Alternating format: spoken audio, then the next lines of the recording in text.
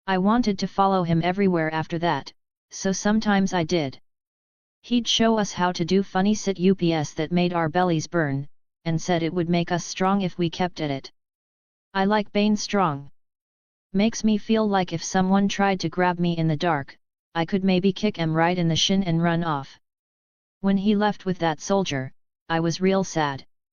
But he winked at me on the way out and said, "Keep up the mornings, Danny." So I've been tryin'. If he comes back, I wanna be able to show him how many push-ups I can do without making my arms shake. POV switch, Lottie, orphan. When Richard arrived last autumn, I pegged him straight away for trouble, not the noisy sort who scrapes knees and breaks windows, but the quiet kind that bides its time. He watched everything. The hauls, the meals, who pinched extra bread, who lied. Never said a peep about it either. I know that look. It's the same I wear sometimes when I'm sewing in the corner, listening for what no one wants to say out loud. Funny thing was, he never turned it cruel. Most boys who get that clever twist mean. Richard didn't. Instead, he started picking up littler ones when they fell, showing them how to mend socks or hush their sniffles so Martha wouldn't bark at him. I saw him slip the last of his potato to that tiny redhead Tommy once, like it was the simplest thing in the world. Didn't look around for praise either. That's what struck me, it was all just done, like breathing. Girls at Wool's don't have much reason to trust boys. They pinch your plates, call you nags, and hide dead things under your pillow if they fancy a laugh. But I'd trust Richard with anything. Even my little sister, if I had one. He never once gave me reason to flinch. When he left, it was like someone'd taken the last good lamp out of a dim room. But he said he'd keep close, promised he'd look out for us still. I believe him. Richard's the sort who doesn't say what he doesn't mean.